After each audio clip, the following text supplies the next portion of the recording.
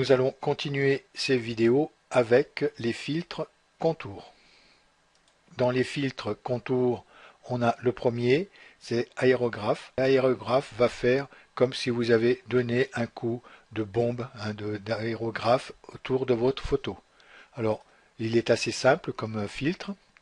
Il y a juste un réglage de la longueur et un réglage du rayon. Alors là, je vais zoomer un peu plus peut-être sur la vache. Voilà, qu'on voit mieux ce qui se passe. Alors, je vais me mettre ici. Et quand on va jouer sur la longueur, voilà ce qui va se passer. Vous voyez que on floute, on fait ressortir l'aérographe sur la photo. Donc là, si on réduit, quand on réduit la longueur, on voit que ça réduit vraiment le pourtour de l'aérographe. Ensuite, on peut jouer aussi sur le rayon. Le rayon, plus vous allez augmenter le rayon, plus vous allez voir votre image qui va être arrondie, donc qui va épouser l'aérographe autour, et plus on va augmenter le rayon, vous voyez que comme si on avait donné des coups d'aérographe dessus, que c'est assez marqué.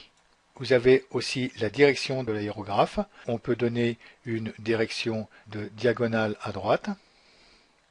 Voilà ce que ça donne. Ou sinon, on peut donner horizontale et diagonale à gauche. Et sinon, verticale. Voilà, vous voyez les coups verticales de l'aérographe. Alors, on peut désactiver ou activer, bien sûr, le filtre pour se rendre compte de l'effet qu'on a donné à la photo.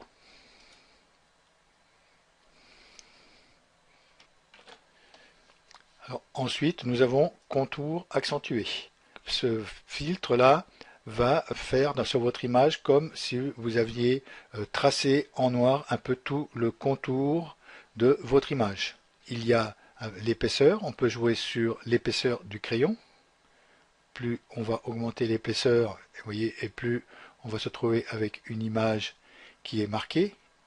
Et là, on tombe vraiment sur une image qui a le tracé vraiment noir.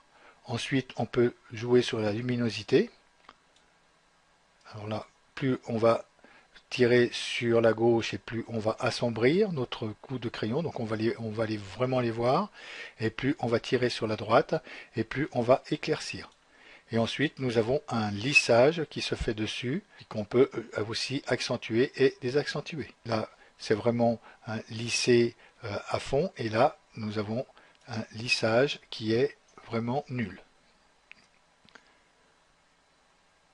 Donc, en jouant sur ces curseurs, on peut arriver à faire des choses qui sont pas mal avec ce filtre. Alors, on peut activer, désactiver, on regarde avant, et le filtre appliqué. Alors, nous allons ensuite passer à contour entrée. Alors, contour ancré, je vais mettre toutes les valeurs à 0 pour partir. C'est ce qu'il faut faire. Généralement, quand vous arrivez dans un filtre, vous mettez toutes les valeurs à 0 pour voir ce que ça va faire en travaillant avec le filtre. Alors, donc, le contour ancré va vous faire ressortir les différences entre les tons clairs et les tons foncés. Nous avons ici justement la réglette des clairs qui va, plus vous allez pousser les clairs, ça va vous faire ressortir, comme vous voyez, le ton clair par rapport au ton foncé. Et ensuite, dessus, ça va vous faire ressortir ici les tons foncés par rapport au ton clair.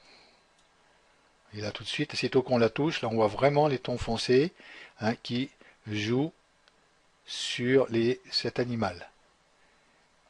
Et ensuite, vous avez la longueur. Alors, on va pouvoir jouer avec la longueur pour atténuer la différence qu'il y a entre le ton clair et le ton foncé.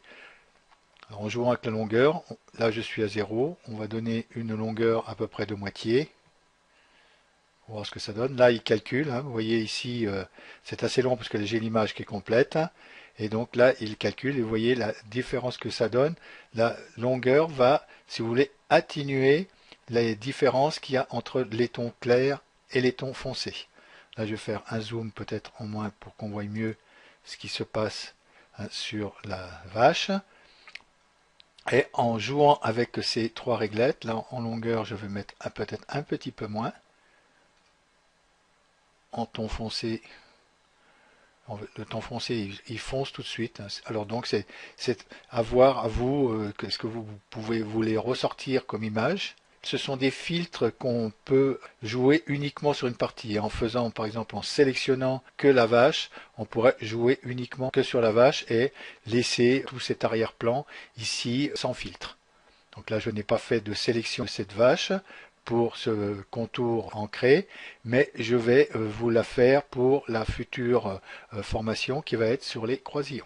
Alors, ce que je vous ai préparé en sélection, on avait vu qu'on pouvait, dans les filtres, sélectionner qu'une partie du filtre qu'on voulait faire pour agir uniquement sur l'endroit, par exemple ici, si je voulais sélectionner la vache, agir uniquement sur cette vache-là avec le filtre en sélectionnant, mais là je vais vous montrer aussi si vous travaillez avec des masques, comme on a vu les masques. Ici j'ai créé un masque de la vache, donc je l'ai créé exactement comme je l'ai créé à l'ancien tutoriel où j'ai copié mon masque et que je l'ai apporté ici sur l'arrière-plan copie, où j'ai créé la copie de mon arrière-plan ici et où j'ai mis mon masque de la vache. Là, nous avons le masque de cette vache uniquement et on peut sélectionner la partie qu'on voudrait travailler avec un filtre sur un masque. Alors pour ça, je vais vous montrer, il suffit de le sélectionner. Une fois qu'on a sélectionné ici notre masque, faire un clic droit de la souris et ensuite il faut ajouter un masque à la sélection. Alors en ajoutant le masque à la sélection, si je clique ici, vous voyez que sur l'image, mon masque a été saisi et je vois que ma vache a été complètement sélectionnée. Alors maintenant, si je veux enlever ce masque de la sélection, il suffit que je refasse un clic droit et que là, je fais soustraire le masque de la sélection. Alors là, il me dit qu'aucun pixel ne sera sélectionné. C'est normal parce que j'enlève le masque. Donc, il me signale qu'il n'y a aucun pixel qui est sélectionné. Donc voilà comment on peut sélectionner une vache ou un objet avec le masque qu'on a fait sur cet objet. Pour travailler avec le filtre contour, je vais ajouter le masque à la sélection. Là, nous travaillons ici sur uniquement la vache. Là, j'ai mon masque qui est sélectionné. Et si je veux travailler sur cette vache, si je vais là maintenant avec ce masque sélectionné et que je vais dans filtre et que je fais ici filtre et galerie de filtres, vous voyez que c'est mon masque qui est sélectionné. Donc je ne verrai pas ce qui se passe sur ma photo. Donc là je fais annuler et il faut que je vienne sélectionner ici l'image qui est à côté de mon masque. Et là je fais ici filtre et galerie de filtres et où on va retourner sur le filtre croisillon où c'est que nous en étions arrêtés. Donc là je clique sur le filtre croisillon et je vais réduire pour voir ce qui se passe réellement dessus mon image. Et là, je vais appliquer le filtre croisillon à uniquement ma vache qui est sélectionnée. Donc le filtre croisillon, ça va comme si vous mettez des croisillons sur votre image, exactement la même chose.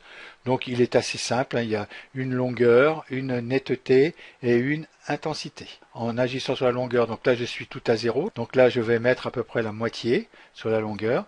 Et là vous voyez que le filtre travaille uniquement sur la vache et ne travaille pas du tout sur l'arrière-plan ou sur cette vache-là. C'est que cette vache-là qui est sélectionnée par le filtre. Donc là, la longueur, comme vous pouvez le constater, ça vous floute un petit peu. Alors si je vais me rapprocher un peu de cette vache, vous voyez, on a l'impression qu'il y a des petits croisillons qui se font à l'intérieur de la sélection. Nous avons ici la netteté, donc plus on va monter la netteté, et plus vous allez voir la netteté des croisillons. Là, vous les voyez vraiment apparaître, qu'avant, ils étaient complètement flous. Quand on était comme ça, vous voyez que les croisillons sont flous. Et ici, la netteté, elle va, quand on l'augmente, on voit plus les croisillons qui agissent.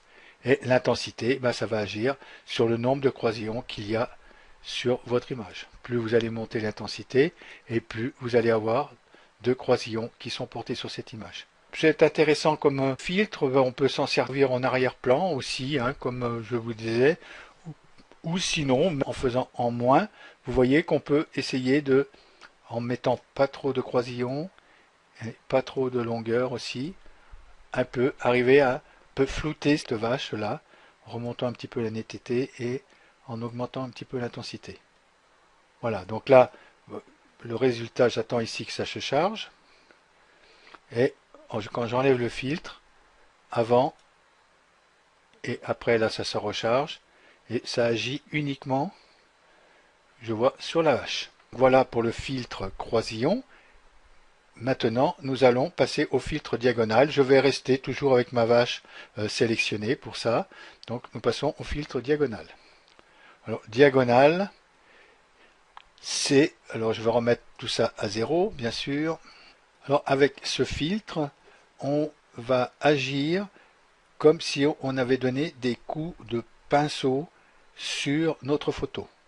Donc là, il y a une balance, c'est la valeur quand on monte, hein, des coups de pinceau qu'on peut donner. Ensuite, il y a la longueur. Alors là, on voit la longueur des coups de pinceau. Alors ça donne vraiment, vous voyez, plus vous mettez de la longueur et plus on a vraiment l'impression qu'on a peint cette vache, hein, que ce n'est plus une photo, mais que c'est une peinture. Et ensuite, il y a la netteté. Alors la netteté, plus vous allez augmenter la netteté, plus vous allez augmenter la netteté du coup de pinceau. Donc on va rester à peu près sur une valeur de moitié. C'est un filtre qui est aussi valable si on veut travailler sur des images en leur donnant un aspect un peu de peinture, un peu comme si on avait peint cette vache par rapport au paysage qui est derrière. Le filtre ici appliqué et quand je retire ici, le filtre non appliqué. Et là, le filtre appliqué, on attend que ça se charge. Voilà pour le filtre diagonal. Alors, nous allons continuer avec les effets pointillistes. Ce filtre-là est à peu près le même, d'ailleurs quand on voit la petite vignette, ressemble à l'aérographe. Ça va faire exactement comme si vous appliquiez un aérographe sur votre image. Alors il est assez simple parce qu'il a vraiment que deux réglettes pour le régler. Donc le rayon, je vais remettre tout ça à 0. Donc là, nous avons aucun effet de filtre, ou pratiquement nul, hein, parce qu'ici en lissage nous n'avons que 1.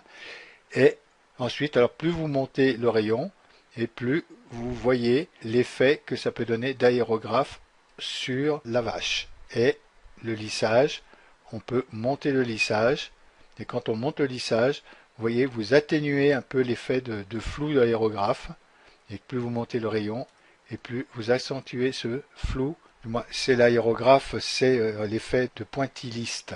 Ça équivaut à l'aérographe pour ma part. Je trouve qu'il n'y a pas une grosse différence entre ce filtre-là et ce filtre-là quand je l'applique. Vous voyez ici, on a aussi pareil, on n'avait que deux réglettes, la longueur et le rayon. On peut dire que ces deux filtres sont à peu près semblables. Maintenant, nous allons passer sur le filtre noir et blanc. Ce filtre noir et blanc, je vais remettre les réglettes à 0. Voilà. Donc ce filtre noir et blanc va faire comme si vous avez donné des coups de pinceau sur votre image. Et cela, vous pouvez aussi faire ressortir les différences qu'il y a entre le noir et le blanc. Alors pour ça, je vais aller m'approcher d'une partie de l'image, ou pardon, là je m'éloigne, je m'approche ici, d'une partie d'une image où il y a du noir et blanc. Là, le museau est parfaitement, là, on voit le noir et le blanc qui sont ici. Là, vous allez voir, quand je vais accentuer la balance, je vais accentuer la grosseur de mon pinceau. Donc, plus je vais accentuer la balance, plus on a marqué la tête de cette vache. Donc là, vous voyez, on voit vraiment ici, on voit les différences maintenant beaucoup mieux ressortir le noir et le blanc de ces moustaches qui sont ici. Quand je réduis ici la balance,